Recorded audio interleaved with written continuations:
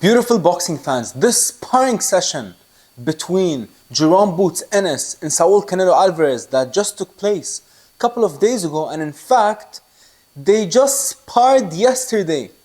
Jaron Ennis is currently staying in Canelo's camp.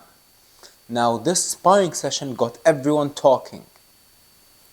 But someone who is a former Canelo sparring partner and a former Jaron Ennis sparring partner and also a former Terence Crawford sparring partner, the man named Jaron Davis, the man who actually just fought Yoanelli Hernandez on the Plant versus Resendiz undercard.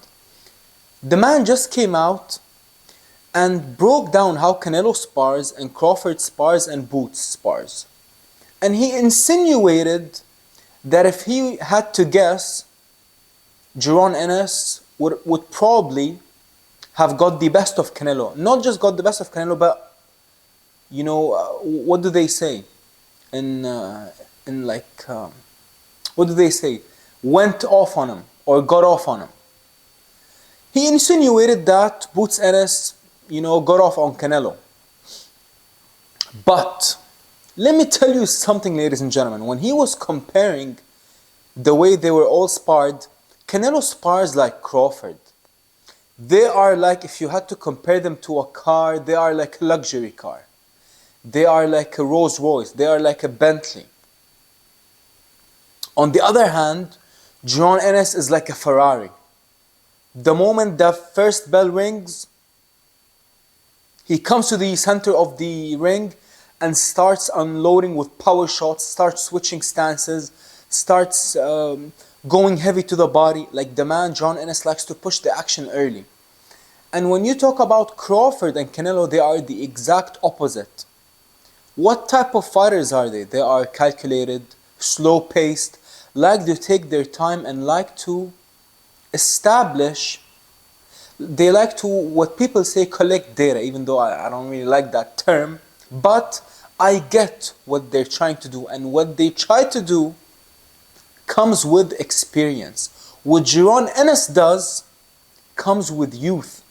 And this is what Jaron Davis actually said. He said that the older I'm getting, I'm sparring similar to Terence Crawford and Canelo. I like to take my time, feel out the opponent, but Jaron is completely different. So when you talk about a sparring setting, I wouldn't be surprised if Jaron Ennis got the better of Canelo Alvarez, but that doesn't mean anything really. But for argument's sake, let's talk about it. So, even a lot of other trainers, they talked about Canelo's face after the sparring session and how Boots' face looked. Boots looked confident, happy, elated, while Canelo looked, tired, or some might say this or that. But if sparring would have mattered, then you would get people like Amir Khan, let me tell you, ladies and gentlemen, he is arguably, he is top 5 greatest British boxers of all time. He is the youngest British Olympian of all time. He was, after Prince Nassim, one of the very few that went to America and conquered America and became a superstar in America. Absolute superstar. Signed to the biggest promoters, achieved all the great things. But if you ask Amir Khan, he will tell you that in all of his high-level sparring sessions with Manny Pacquiao, with all the legends and big names, and even the upcoming guys, Amir Khan, I actually saw an interview of him saying that he never had a great day in sparring versus one of the young up-and-coming guys who sparred him earlier in his career, or throughout his career actually. And not just that, you hear it from countless of fighters. Actually, even from Terence Crawford, you hear a lot of these young guys like Richardson, Hitchens, who won't achieve 10% of what Crawford achieved, and they brag like they got the better of him in some days. And even someone like Tiger Johnson, he also, I remember, came out and said that he didn't really, in his last sparring session with Crawford, he didn't really find it too difficult. And even this man, Jaron Davis, the one who's talking about this entire situation, He even said that when he sparred Crawford and Canelo, he was on fire. Now, what does that insinuate? He's insinuating that he got the better of both. But getting back to the most important point, to the biggest factor, if you actually think about it. 99.9% of these unbeatable gym fighters, they don't end up having the greatest professional career ever. Now, I'm not saying that's the case with Jaron Boots Ennis, but I'm just saying that sparring doesn't really matter. And sparring, like for example, let me tell you this.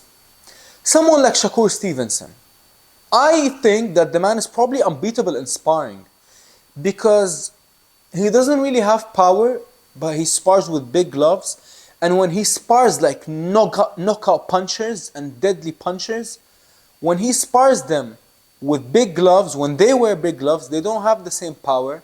So Shakur can afford to get in the pocket, exit the pocket, walk you down behind the big 16 ounces, covering his head.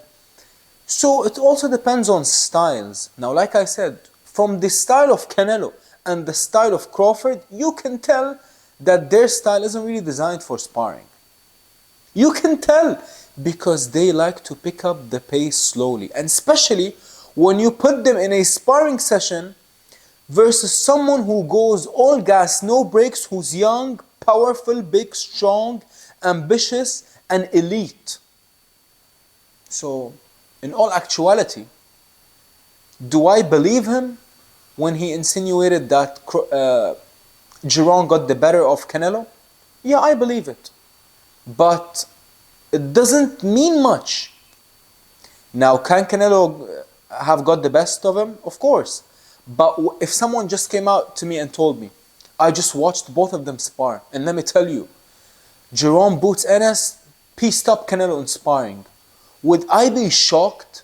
Would I be in disbelief? No. Because Jaron Ennis, he's an amazing fighter, first off, but secondly, his style versus Canelo's style, you can, it won't be really hard to believe for me, at least for me, because I've been hearing, and especially if you like to watch my videos, I like to talk about sparring sessions a lot, and I hear a lot about sparring sessions, because let's be honest, everybody loves a sparring story, right? But in all actuality, they don't really matter, but they are just fun to talk about. And whether they happened or didn't, it's sparring at the end of the day. Now, there's one thing that we can say. I mean, Canelo sparred monsters for this camp. Jaron, Ioanelli, and Durrell Valsaint. They are all power punchers. Let's say Canelo took a lot of damage in sparring for this camp, more than any other camp. Is there a possibility that he might come into the Crawford fight more worn down? It is possible. I'm not saying that it's likely, but it's definitely possible. We can't ignore that, especially with Canelo being 35. Nothing would shock me, to be honest. And especially, for example, for Crawford. Now that Crawford's sparring big, punching 168-pounder, is it possible that Crawford might walk into fight night with a bit less of himself with the damage that he took? It's also very possible. And this is, in all actuality, this is what makes boxing unbelievable. It's the theater of the unknown. We think we know what's going on, but we don't really know. We think we know who's going to win, but we don't really know. We think we know how the sparring session went based on the names, but we don't really know.